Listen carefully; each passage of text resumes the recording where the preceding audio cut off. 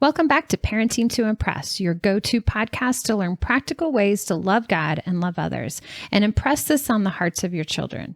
I am your host, Heidi Franz, and I am joined by my dear friend, Melanie Simpson, two moms who have made a lot of mistakes, but have found grace and truth along the way. So Melanie, in the last episode, we started quite a list. We did. We touched on some of the most valuable lessons that we have learned, some of the things that we made mistakes over and just are here to confess, true confessions. And just to kind of give you a heads up, maybe there are things that you can avoid that, the mistakes that we made. And these are just not in a particular order again. This is not a top 10. They're just some lessons that we've learned along the way. Yeah. And this is never say, I will never, take time to love, discipline in private. My to-do list isn't as important as I think, but my to-do list is still important. Read, and then evaluate your expectations of motherhood. Yeah. And if you missed that podcast, I encourage you to go back and listen to it, as it will set the ground floor of what we were going to talk about today, because we're just going to continue that list. Yes. Yeah. And so the first one for today's episode is to respect other moms. It is easy to make assumptions about other people, about their behavior and their families. We kind of touched on this in the discipline in private tip too, which was that it's easy, it's natural for us to, on the outside looking in, to make assumptions and quick snap judgments, and that's dangerous. And we just want to kind of caution y'all out there. It's a slippery slope when we start making assumptions about people. And a small amount of time with a child doesn't give me the ability to assume that child's personality, the parenting skills, what happens behind closed doors. Yeah. So that's one that we all can continue to work on no matter how old our children are. Yep. And along that same vein of respecting other moms is to also respect other people's homes. So that's the next one for this list. We all have things that happen, potty training accidents, kids get sick. We're not talking about those outliers. We're talking about the day-to-day when you're in someone else's home. Let's be respectful of that home. Right. We want to respect the items that are in their home. We have no idea what something means to them, where they got it, who gave it to them, and we want to respect those items. But I do want to say one thing about potty training, or for children who spit up excessively. Those things that that are going to be problems, do what you can to prevent it. Yes, accidents happened, but we want to do everything in our power to try to ward off as many as possible. So, for example, if your child is potty training and there are random accidents, just put a pull-up over their underwear, and that way you're just respecting other people's homes. Which also then kind of segues into the next one, number 10, respect other people's ears. It is, I think, God's blessing that moms can block out the crying of their own child. Right. But with that said, we have to be sensitive to the fact that not everyone wants to hear our child crying. You're exactly correct. And as a young mom, I got used to that sound, but now that I don't have that sound in my house anymore, my ears aren't as used to it. Yeah. And so we want to respect people if our child is crying or when we're disciplining, and respect those times to do what we need to do. And again, we're not saying kids shouldn't cry. Exactly. It's just being respectful of other people in these situations, and to remove the child as soon as possible if you're unable to help them quickly. Yeah. Okay, number 11. Respect begins at home. What does that mean?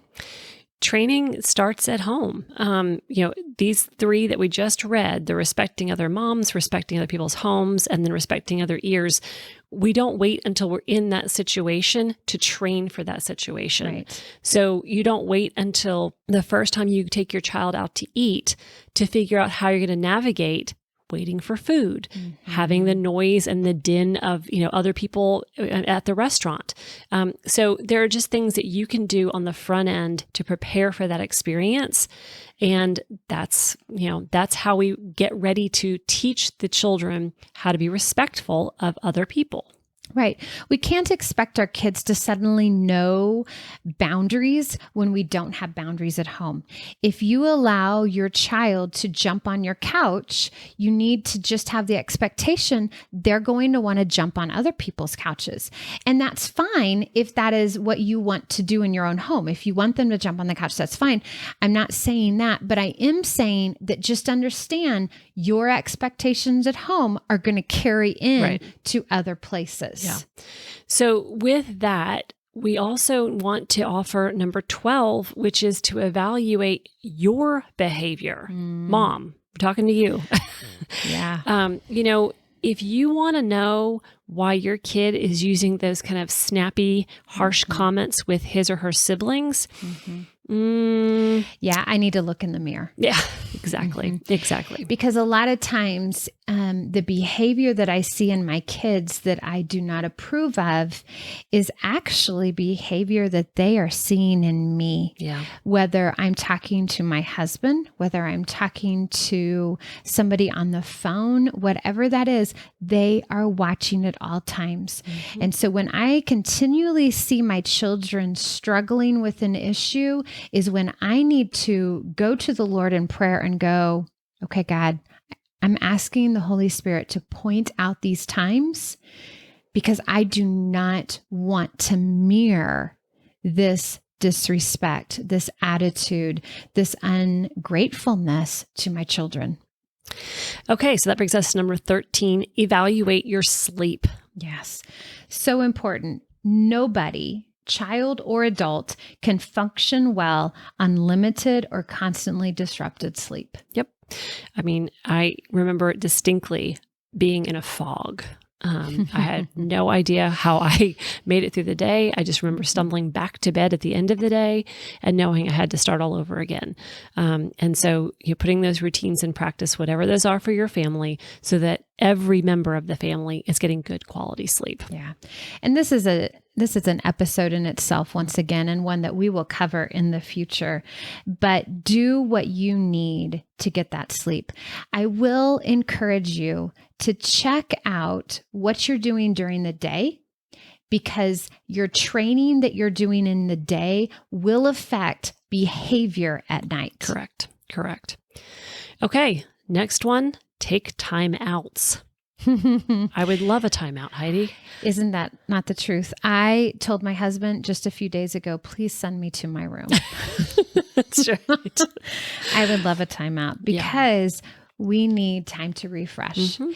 And there have been times in my parenting journey where I have been so upset that I have looked at my child and said, Mommy needs a timeout. I am upset. I need to cool down. I need to make sure my heart is right before we continue this conversation. And I give myself a timeout. Absolutely. Depending upon the child's age, I maybe also gave the child a timeout for them to go as well. And sometimes with my teenagers, I just step away. Yeah. And with my older kids, I have often said, we will revisit this tomorrow. I mean, I can't even, it's not something that I want to process and handle even in the moment or even in the next 30 minutes. So we'll come back to this. Absolutely. Yeah. But there's also the timeout that I need every day with God. I need time in His Word. I need to pray. I need to be filled so that I can pour out to my family. Yep. And just one note, this is not escapism. This isn't, I need to check out. This is a timeout. There's a big difference. Such a good point. I'm so glad you said that.